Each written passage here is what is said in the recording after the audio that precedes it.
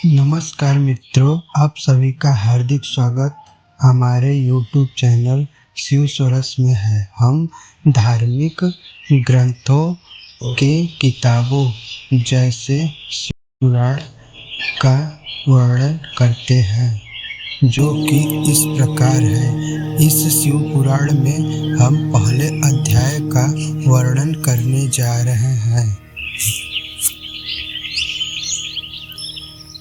पहला अध्याय, जिसमें शिव पुराण का आरंभ शौनक मुनि द्वारा पुराणों की कथाओं के सारत्व संबंधित प्रश्न से है। शौनक जी महर्षि व्यास के शिष्य लेमहर्षण सूक्ति जी से प्रश्न पूछते हुए कहते हैं, अतः आप पुराणों के सार तत्व के विस्तार से बताकर मेरी जिज्ञासा को शांत करें। मुनिवर, ज्ञान, वैराग्य और भक्ति से प्राप्त होने वाले विवेक की वृद्धि कैसे होती है? काम, क्रोध, मोह और अहंकार साधारण मनुष्य इस मानसिक विकारों का निवारक कोई साधु पुरुष किस प्रकार कर सकते हैं? इस कलयुग में सभी जीव तामसिक प्रवृत्ति के हो गए हैं। उस जीव समुदाय के अंतःकरण की शुद्धि किस साधन द्वारा संभव है? मुनिवर, मुझे कोई ऐसा शाश्वत साधन बताइए जो कल्याणकारी वस्तुओं से उत्कृष्ट एवं परम मंगलकारी हो, पवित्र करने वाले उपायों में सबसे पवित्रकारी उपाय हो। मुनिवर, वह ऐसा उत्कृष्ट साधन हो जिसमें अनुष्ठान शीघ्र ही जीव के अंतःकरण की विशेष शुद्धि हो जाए तथा उसमें निर्मल चित्त वाले प्राणियों को सदा के लिए शिव की प्राप्ति हो जाए। इस प्रश्नों के प्रत्युत्तर में महर्षि सूत जी कहते हैं, मुनि श्रेष्ठ शौनक, तुम धन्य हो, क्योंकि तुम्हारे हृदय में पुराण कथा सुनने की विशेष प्रेम एवं लालसा है।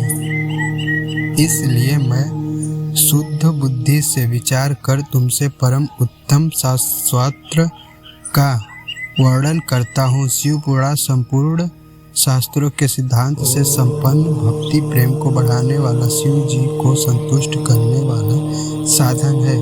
यह शास्त्र कानों के लिए रसायन अमृत स्वरूप तथा दिव्य है। तुम इसे श्रवण करो। मुने, वह परम उत्तम शास्त्र है शिव पुराण, जिसका पूर्व काल में भगवान शिव ने ही प्रवचन किया था। यह काल रूपी सर्व से प्राप्त होने वाला महान त्रास का विनाश करने वाला उत्तम साधन है। गुरुदेव व्यास ने सनत कुमार मुनि का उपदेश पाकर बड़े आदर से इस पुराण का संक्षेप में प्रतिपादन किया है। इस पुराण के प्रणय का उद्देश्य कल युग में उत्पन्न होने वाले मनुष्यों के परम हित का साधन है। यह शिव पुराण बहुत ही उत्तम शास्त्र है। इसे इस भूतल पर शिव का वाग्य स्वरूप समझना चाहिए और सब प्रकार से इसका सेवन करना चाहिए। इसका पठन और श्रवण सर्व साधारण रूप से है। इससे शिव भक्ति पाकर श्रेष्ठतम स्थितियों में पहुँच हुआ मनुष्य शीघ्र ही शिव पद को प्राप्त कर लेता है। इसलिए संपूर्ण यत्न करके मनुष्यों ने इस पुराण को पढ़ने की इच्छा की है अथवा इसके अध्ययन को अभीष्ट साधन माना है। इसी तरह इसका प्रेम पूर्वक श्रवण ही संपूर्ण मनोवांछित फलों को देने वाला है। मनुष्य अगर महादेव भगवान शिव के इस पुराण को सुने तो वह सब पापों से मुक्त हो जाता है। इस मनुष्य जीवन में बड़े से बड़े भोगों का उपभोग करके अतः शिवलोक को प्राप्त होता है। यह पवित्र शिव पुराण ग्रंथ 24,000 श्लोकों से युक्त है। इसमें तथा इस ग्रंथ की 7 संहिताएं मनुष्य को चाहिए वह भक्ति, ज्ञान और वैराग्य संपन्न होकर बड़े आदर से इसका श्रवण करे। यह दिव्य पुराण जो 7 संहिताओं से युक्त है, यह परम ब्रह्मा महात्मा के समान विराजमान है। ऐसी गति प्रदान करने वाला है जो कि सबसे उत्कृष्ट गति होती है। जो व्यक्ति निरंतर अनुसंधान पूर्वक शिव पुराण को बोलता है अथवा नित्य प्रेम पूर्वक इसका पाठ मात्र करता है, वह व्यक्ति निश्चय ही पुण्य आत्मा है। इसमें कोई संशय नहीं। जो श्रेष्ठ बुद्धि वाला मनुष्य अंतकाल में भक्ति पूर्वक शिव पुराण को सुनता है, उस पर अत्यंत प्रसन्न हुए भगवान महेश्वर उसे अपना पद प्रदान करते हैं। जो व्यक्ति प्रत्येक दिन आदर पूर्वक इस शिव पुराण की पूजा करता है, वह व्यक्ति इस संसार में संपूर्ण भोगों को भोगकर अंत में भगवान शिव के पद को प्राप्त कर लेता है।